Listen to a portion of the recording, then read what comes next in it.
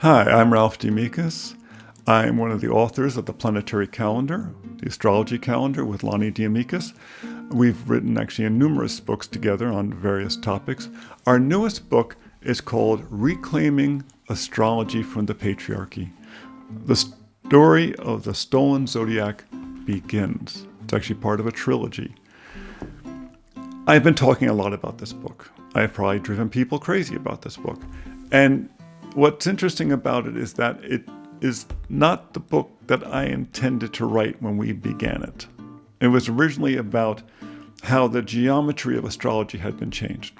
And it's all about a very esoteric tool, which is called the table of dignities or essential dignities, and how for years I felt that it didn't make sense. And Lahni and I are both what are called geomancers. We're feng shui practitioners. So we work with geometry and the geometry of space and people a lot. So this is a language we understand. And astrology is based upon geometry. It's the geometry of the heavens. And geometry is always dependable. It's like math. It's always dependable. And it didn't make sense. And the thing about it is that the table of essential dignities, as we call it today, we have another name for it, which is basically the table of defined roles, was meant to be the central philosophical instrument of astrology. It was what explained all the relationships between the planets and the signs. It's so important. But over the years, it had been changed mostly for political reasons, sometimes for religious reasons, sometimes both, until it was very broken. What we're using today is so broken that most people barely use it at all. They use one little fraction of it, which is the idea of rulerships and detriments. And even that language is very patriarchal. It's very demeaning to women and to the roles of women in society, and even to the roles of families in society.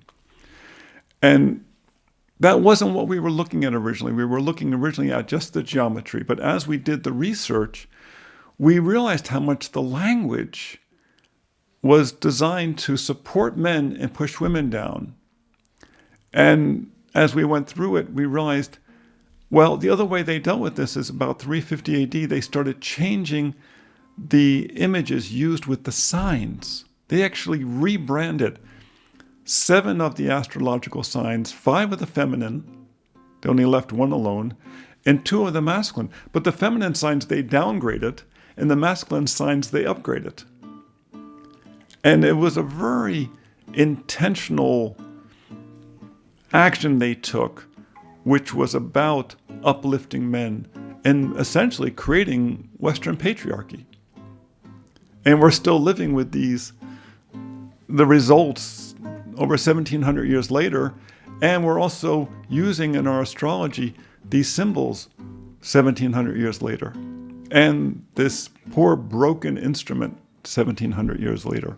So the book is really about that.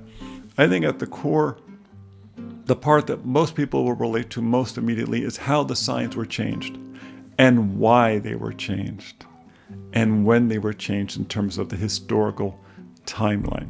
So you don't need to be an astrologer to read it. If you like history, if you like culture, if you think men and women should get along better, if you think women should be given their true place in society, a place of equality, it might be an interesting book for you to read.